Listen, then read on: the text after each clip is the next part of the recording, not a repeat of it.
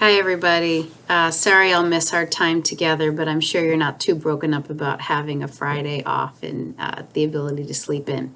So I have attached in this week's lesson, not under the intro like you told me not to, the voiceover PowerPoint. I recommend that you play it and hit the little play button on each slide because I'll kind of walk you and talk you and lecture a little bit through each of the slides that pertain to Chapter 6. I want to talk about one topic and then I'll just review assignments, and as always, reach out to me if you have any questions. So the topic of vertical integration is something that is really researched and studied and practiced and talked about a lot in the management world. So vertical integration kind of takes all the pieces of the business's supply chain.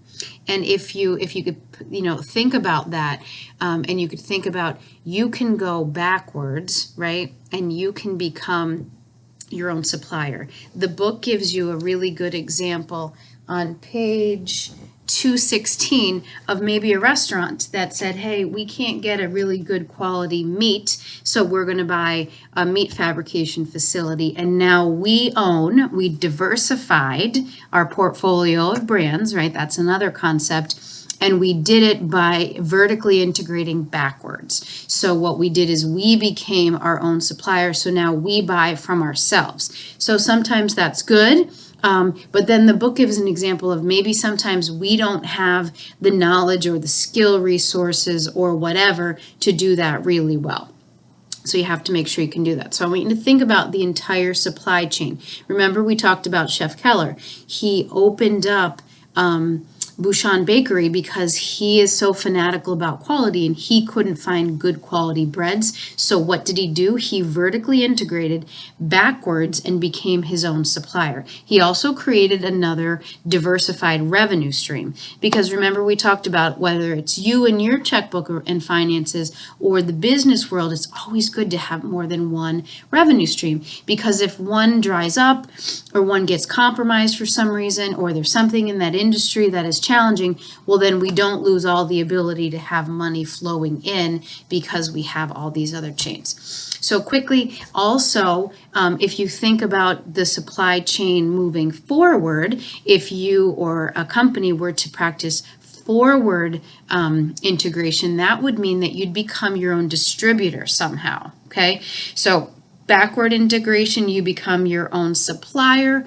Forward integration, now you enter the distribution phase or the retail phase or that kind of phase of the supply chain of the entire brand. So just wanted to give that a little further explanation. I am also putting in your homework for this week.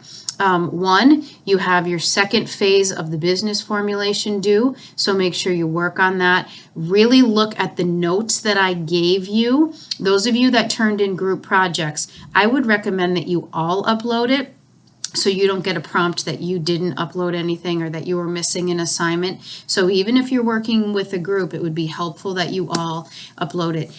What I did is I really marked up the submission of the first person in your group who sent it via Canvas. So work with them and see what I did, because don't forget, if you scroll down that rubric, you'll see that there are things that I'm going to subtract points for, like you're supposed to have a cover page. So if you don't, then you're going to lose points for that. You need to be practicing good punctuation, capitalization, sentence structure, grammar, MLA format, all that type of stuff. So make sure you tighten that up so that in your final presentation, if I gave you feedback, you can earn maximum points. So that's your assignment this week, including reading Chapter 6. We will quiz on that next week. And then I've also prompted you in the assignments to purchase the business simulator, the restaurant turnaround, and you're going to start practicing a lot of things that you've learned in your degree up to this point to see if you have the ability to manage all the processes, right? We're in a management class in a hospitality school. So do you have what it takes to manage all the aspects of a restaurant in order to hit the particular matrix that they need you to hit?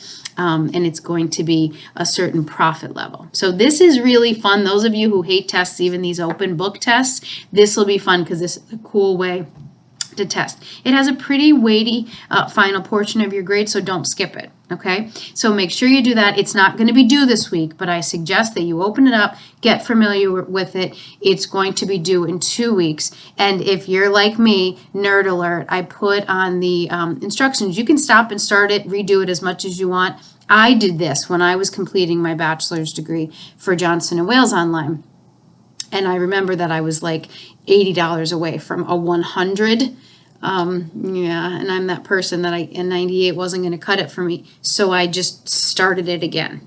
I got rid of everything, but if you hit a restart, it gets rid of all the work and you start from scratch. So if you do that, just know you're starting from scratch, and don't press submit until you're happy with the results. If you need me, reach out to me. I'll miss hanging out with my favorite Friday crew, and I'll see you when I get back. Bye, guys.